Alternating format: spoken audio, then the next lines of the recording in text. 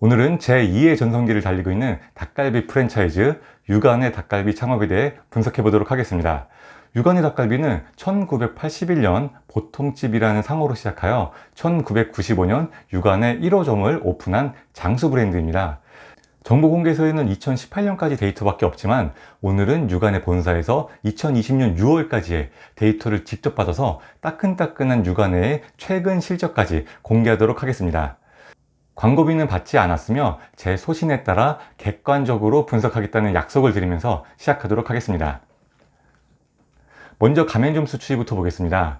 20년 6월 17일 현재 가맹점 수는 212개점인데요. 1호점이 생긴 지 25년이나 된 브랜드인 걸 감안한다면 성장 속도는 느린 편입니다. 하지만 꾸준히 성장하고 있기 때문에 느리지만 안정적인 추세입니다. 다음은 개설 폐점 추이입니다. 최근 7년간 가장 안 좋았던 시기는 17년도였는데요. 개설보다 폐점이 더 많았던 유일한 시기였습니다. 하지만 18년도부터 회복해서 19년도에는 개설 48개점, 폐점 5개점으로 가장 우수한 실적을 기록했습니다. 그리고 20년 6월 17일 현재까지는 개설 20개점, 폐점 4개점으로 19년도의 기세를 이어가고 있습니다. 이어서 가맹점 수 대비 폐점률을 보면 17년도에는 16%로 좋지 않았지만 18년도부터 회복하며 19년과 20년 현재까지는 3% 수준의 우수한 실적을 유지하고 있습니다. 다음은 가맹점 월평균 매출 추이입니다. 14년도와 15년도는 5천만 원에 육박하는 뛰어난 매출을 보여줬지만 16년도에 갑작스레 매출이 급락하며 큰 위기가 찾아왔습니다. 하지만 17년도부터 매출이 어느 정도 회복하며 19년도에는 4,500만 원대의 준수한 매출을 올렸습니다. 여기까지 육안의 닭갈비의 현황을 살펴봤는데요. 16년도, 17년도에 상당히 어려움이 있었지만 이를 잘 극복하고 현재는 제2의 전성기를 누리고 있는 걸 볼 수 있었습니다. 육안회가 어떻게 위기를 극복했는지는 잠시 후에 설명드리도록 할게요. 다음은 예상 수익을 보겠습니다. 월 매출은 19년도 가맹점 평균인 4,500만 원일 때와 평균보다 30% 높은 5,800만 원일 때를 가정해서 계산해 보겠습니다.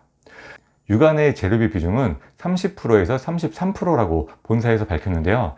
이 수치는 반찬 리필이나 배달 같은 각종 변수를 뺀 아주 긍정적인 상황에서의 수치라고 판단됩니다. 저는 본사에서 밝힌 33%로 계산하지만 실제 비중은 이것보다 더 높을 수 있다는 점 주의해 주세요. 로열티는 월 11만 원 고정이며 인건비 비중은 풀 오토 기준 30%로 잡았습니다.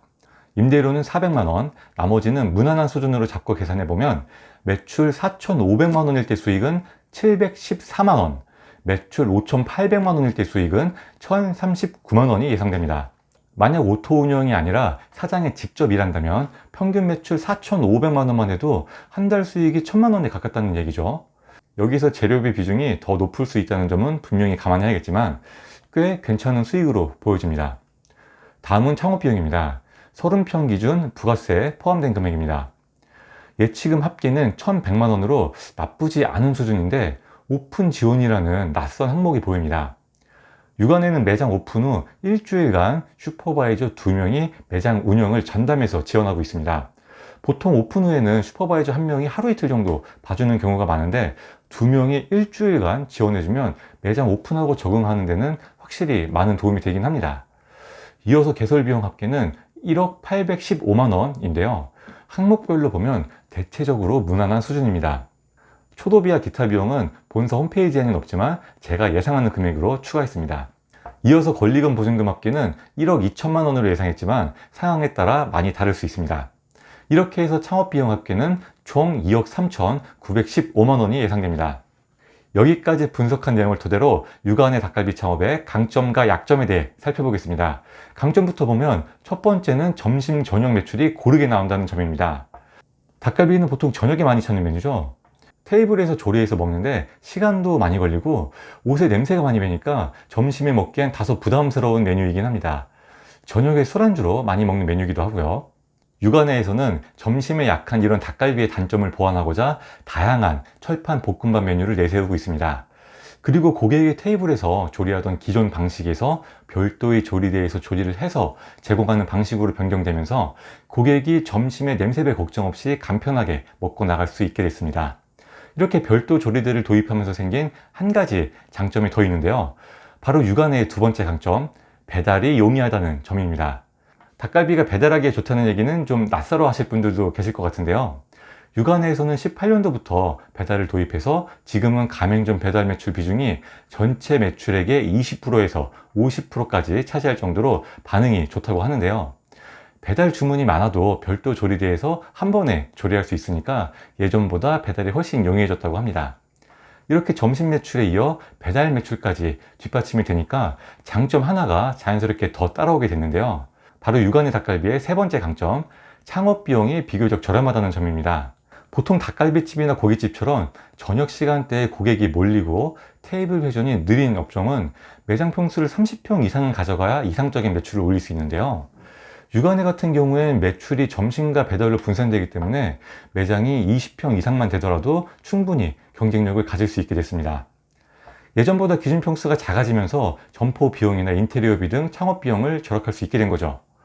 이 세 가지 강점이 육안회가 위기를 극복하고 제2의 전성기를 맞을 수 있었던 가장 큰 이유가 아닐까 생각합니다.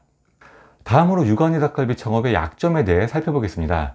가장 아쉬운 점은 본사의 재무 현황이 좋지 않다는 점인데요. 본사 매출액을 보면 15년도부터 19년까지 꾸준히 상승하는 모습입니다. 하지만 정작 영업이익은 계속해서 적자를 기록하며 실속을 챙기지 못하고 있는데요. 그나마 19년도에 영업이익 1,500만 원을 기록하며 흑자로 돌아서긴 했지만 아직 위태로워 보이는 것이 사실입니다. 두 번째 약점은 HMR을 온라인에서 판매한다는 점입니다. 가맹점 입장에서는 HMR을 가맹점에서만 판매하는 게 가장 유리하겠죠. 아니면 온라인에서 판매하는 메뉴를 가맹점과 차별화하려는 노력이 필요하다고 생각합니다. 하지만 육안의 닭갈비는 주력 상품인 닭갈비와 닭갈비 볶음밥을 그대로 온라인에서도 판매하고 있는데요. 가맹점 입장에서는 충분히 아쉬울 수 있는 대목입니다. 여기까지 육안의 닭갈비 창업에 대해 알아봤습니다. 프랜차이즈 창업을 준비하고 계신 분들께 도움이 되셨길 바랄게요.